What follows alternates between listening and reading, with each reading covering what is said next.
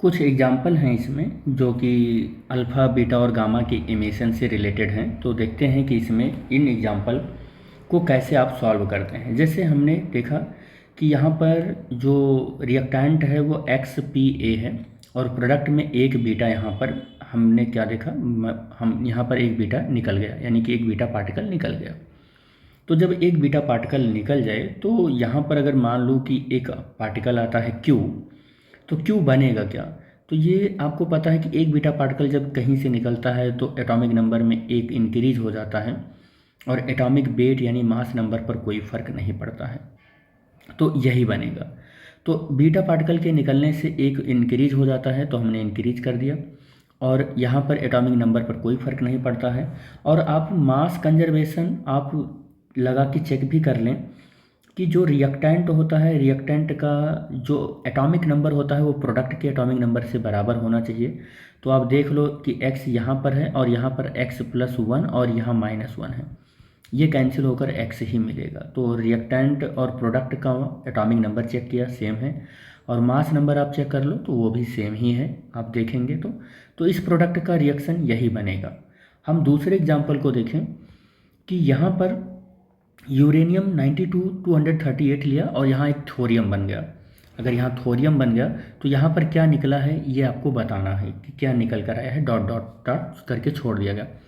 तो हम mass conservation की थ्योरी अगर लगाएं तो इधर 92 है तो इधर भी हमारा जो ये रिएक्टेंट अगर है 92, तो प्रोडक्ट में भी 92 मिलना चाहिए। तो 90 ये है तो इधर यहाँ क्या हो जाएगा 2, और यहाँ 238 है और यहाँ पर क्या है 234 है, तो 4 की कमी है। तो 2 हमारा एटॉमिक नंबर हो गया, 4 एटॉमिक मास हो गया, यहाँ पर क्या बनेगा He बनेगा। तो इसका मतलब यहाँ पर क्या निकला होगा, अल्फ़ा पार्टिकल निकला होगा। आपको वो लेक्चर देखना पड़ेगा जिसमें हमने emission of alpha beta gamma particle पढ़ाया था, तो आप इस टॉपिक को आप कर पाओगे और आई होप आप वहाँ से देख कर ही आए होंगे कि कैसे ये सॉल्व हो रहा है। देखो 92 और यहाँ P है। अब P का मतलब कुछ नहीं, प्रोटॉन नहीं बोल सकते हैं उसको, कुछ होगा, कोई मतलब एलिमेंट होगा।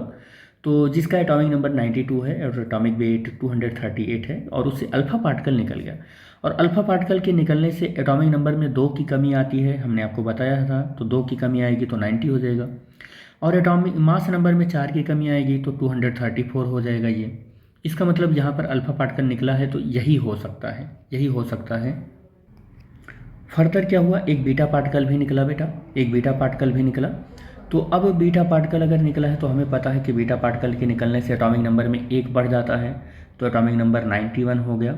एटॉमिक नंबर कितना हुआ, 91 हुआ, और मास नंबर पर कोई फ़र्क ही नहीं पड़ता है, इसको एज इट इज़ लिखा जाएगा, 234 ऐसे ही लिखा जाएगा। फिर से एक बीटा पार्टिकल निकला तो फिर से अगेन क्या होगा कि एटॉमिक नंबर 1 और बढ़ेगा यानी 92 हो जाएगा, और मास नंबर पर कोई फ़र्क नहीं पड़ता है तो mass number as it is रहेगा ऐसे ही। तो 92 234 यही रहने वाला है ये। तो ये रिएक्शन भी कंप्लीट हो गया। फिर आ जाते हैं ZXA, यहाँ से एक अल्फ़ा पार्टिकल निकल रहा है। अल्फ़ा पार्टिकल के निकलने से आपको पता है एटॉमिक नंबर में 2 की कमी होती है और मास नंबर में 4 की कमी होती है, तो ये हो जाएगा।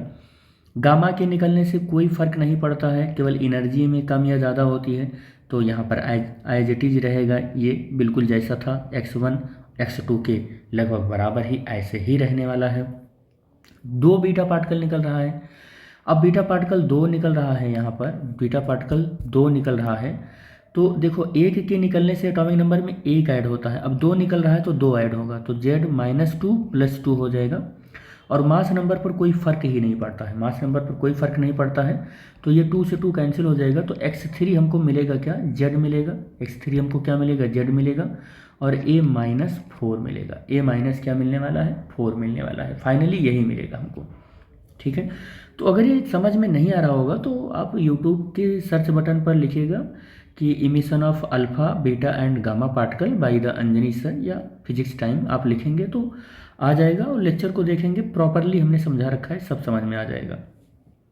नेक्स्ट 5th पॉइंट क्या है कि किसी x के एटम से, इसका हमें ये एटॉमिक नंबर क्या है, मास नंबर क्या है नहीं मालूम है, बीटा पार्टिकल निकला, X1 पार्टिकल बना, फिर अल्फा पार्टिकल निकला, X2 पार्टिकल बना, फिर अल्फा पार्टिकल निकला और फाइनली X3 जो बना वो 69 और 172 ये बना है। ठीक है, अब आप सोच लो कि जब अल्फा पार्टिकल यहाँ से निकला होगा तो जहाँ जरूर क्या हुआ होगा कि इसके एटॉमिक नंबर में से 2 माइनस हुआ होगा, यहाँ पर 2 माइनस हुआ होगा, 2 माइनस होकर यहाँ ये हुआ होगा। तो इसमें अगर 2 जोड़ दें तो 70 71, तो यहाँ पर 71 हुआ होगा और यहाँ पर 4 की कमी हुई होगी, तो अगर इसमें जोड़ें तो 176। अब देख लो, अगर अल्फा पार्टिकल निकलेगा तो 69 हो जाएगा और यहाँ से 4 माइनस करोगे तो 172 भी हो जाएगा। अब आप देखो यहाँ से फिर एक अल्फा पार्टिकल निकला हुआ है, तो फिर क्या हुआ होगा, ये 71 है तो 70 कितना हुआ होगा 273, यहाँ 73 और एक अल्फा पार्टिकल निकलेगा तो 71 हो ही जाएगा और यहाँ 4 फिर क्या करो ऐड करो तो 1 कितना हो जाएगा 80।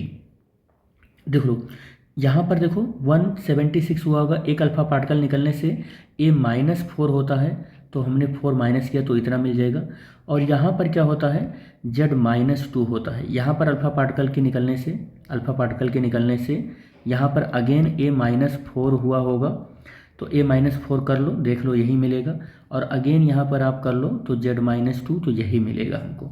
अब यहाँ पर देखो कि अब ये तो 180 ही रहने वाला है क्योंकि बीटा पार्टिकल निकलता है तो मास नंबर में नो चेंज होता है, मास नंबर में क्या होता है नो चेंज होता है, कोई चेंज होता ही नहीं है। और एटॉमिक नंबर में देखो एक क्या हो जाता है प्लस हो जाता है, +1 हो जाता है, तो यहाँ 73 है तो यहाँ ज़रूर 72 रहा होगा तभी यहाँ 73 हुआ होगा। तो ये इसकी रिएक्शन का कंप्लीट सॉल्यूशन है। 70 कितना हो जाएगा 72 + 73 हो जाएगा और वो ये 180 हो जाएगा, 180 हो जाएगा और ये 73 180 पूरा ये हमने आपको रिएक्शन लिखकर दिखा दिया कि किस तरीके से रिएक्शन में आएगा ये। तो these are examples which is basis on the emission of alpha beta and gamma reaction.